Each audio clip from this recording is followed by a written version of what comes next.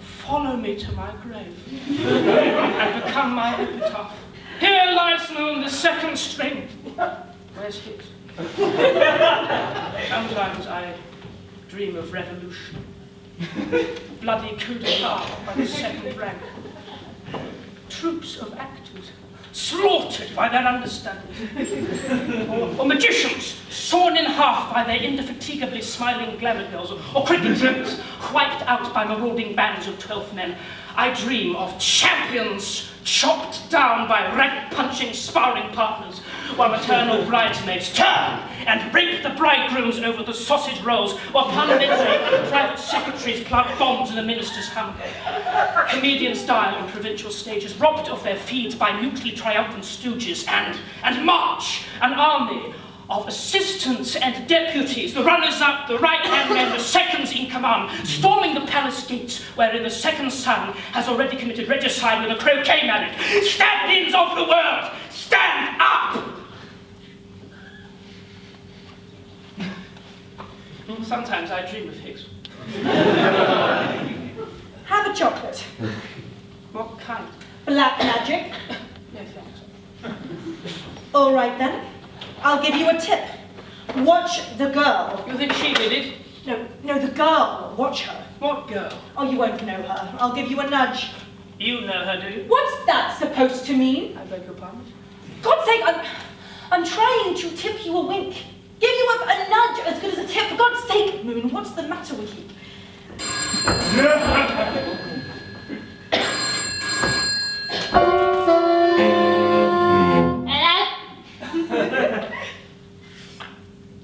The drawing room of Lady Mildred's manor one morning in early spring.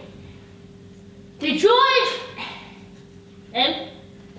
Who did you wish to speak to? I'm afraid there's no one of that name here. This is all very mysterious and I'm sure it's leading up to something.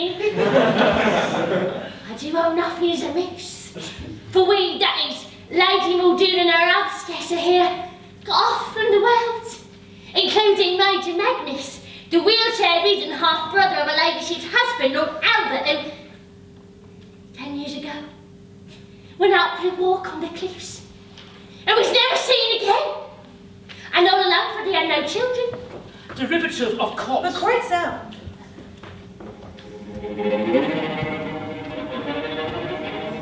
If a stranger should enter unreached, I'll be very sure to tell them that you called.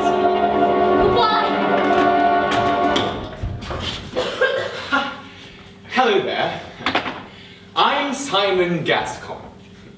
I hope you don't mind. The door was open, so I wandered in. I'm a friend of Lady Muldoon, the lady of the house, having made her acquaintance through a mutual friend, Felicity Cunningham, shortly after moving into this neighborhood just the other day. I'm Mrs. Dratch. I don't live in, but I pop in on my bicycle when the weather's fine to help in the running of this charming, though somewhat isolated, man.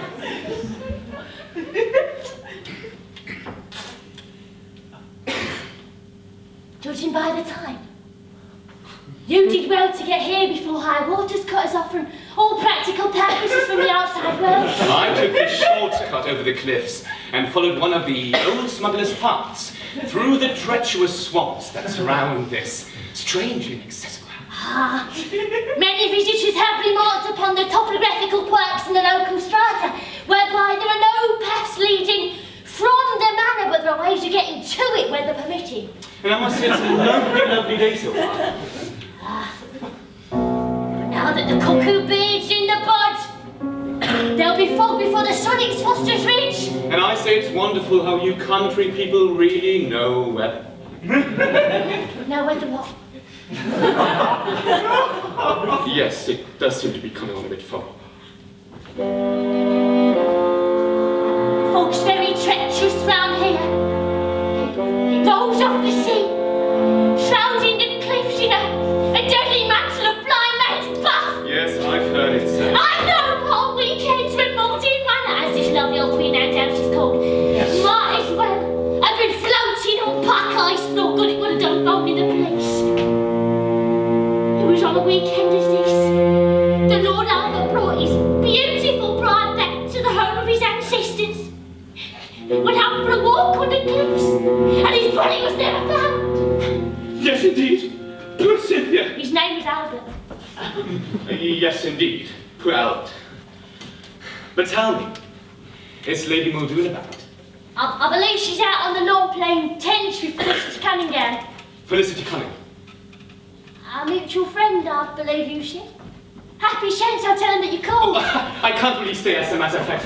Please don't disturb me. Lady Muldoon will be disappointed. It's been years since we've had the pontoon bridge. I don't play cards myself. There's not a less then? Major Magnus, the wheelchair-ridden half-brother who turned a part of the blow from Canada just the other day. He completes the house party. I think I must be waiting for Higgs to die. What? Half afraid I will vanish when he does.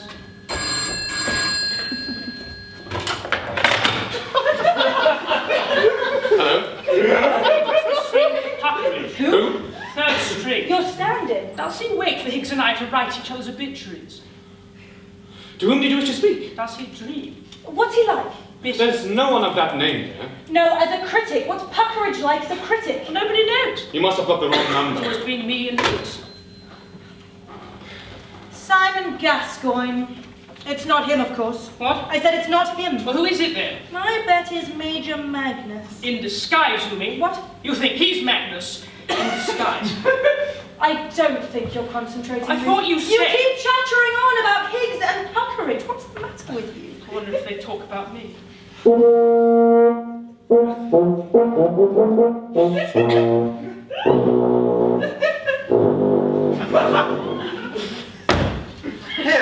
is another police message. Essex County Police are still searching in vain for the escaped madman who is at large in the deadly marshes of the coastal region. Inspector Hound, who is masterminding the operation, was not available for comment, but it is widely believed that he has a secret plan. Meanwhile, police and volunteers are combing the swamps with loud hailers, shouting, "Don't be a madman, give yourself up." That is the end of the police message. Oh, yes. Yes, I should think my name is seldom off Puckeridge's lips. Yes. Sadly, it's no life at all. Yes. A stand-in, a stand-in. Yes, yes. Yes, never gives me a second thought. I can tell by the way he nods. Revenge, of course. What? Jealousy. There's nothing personal in it. For the paranoid grudge. It is merely that it is not enough to simply wax at another's wave, to be held in reserve, to be on hand, on call, the stand-in, or not at all, the substitute, the near-off, or the temporary acting. For I am moon, continuous moon in my own shoes, moon in April, June, September, and no member of the human race keeps my bit of space warm. I can tell by the way he nods. Quite mad, of course. What? The answer lies out there in the swamps. Oh, yes. The skeleton in the cupboard comes home to roost. Already in the opening stages we note the classic impact of the catalytic figure, the outsider, plunging through to the centre of an waterflow and setting up the disruptions, the shockwave to strip these comfortable people, these crustaceans in the rock pool of society. Strip them of their shells and leave them trembling as the raw meat, which, at heart, is all of us. But there is more to it than I that. agree. Keep your eye on Magnus. Told me she's beautiful. A vision of eternal grace. We can't go and meet him. We have nothing to be ashamed of. But no!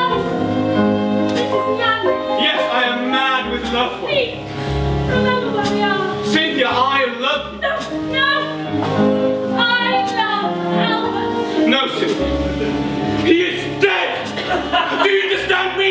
Albert is dead. No, no, I'll never give up hope. No, Cynthia. I don't care. We are meant for each other, Cynthia. Oh, had we but met in time. But you're a cad, Simon. You will use me and cast me aside as you have cast aside so many others. No, Cynthia. You can make me a better person.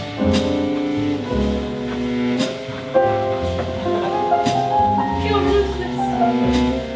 So strong. she never had, now projected in this handsome stranger and transformed into lover. Youth, figure, the animal, the athlete as esthete. By Jove, you're right. Her mouth is open. Stop!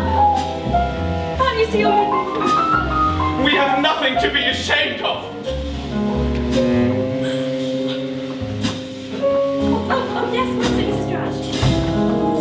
Shall I close the windows, milady? The frogs begin to roll up the ceiling like deadly. Yes. I think you'd better. It does look like it's going to be one of those days. Are the cars ready? Yes, milady. And tell Miss Cunningham we're waiting. Yes, milady. And fetch the major down. I think I am coming down the stairs now.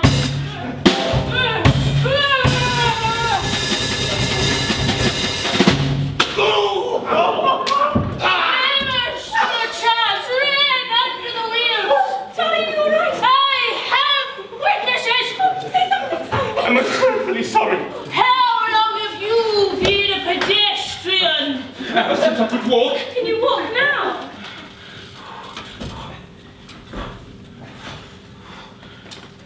Thank God. Oh, Magnus, this is Simon Gascoigne. What's he doing here? He just turned up. Really? How do you like it here? I could stay here forever.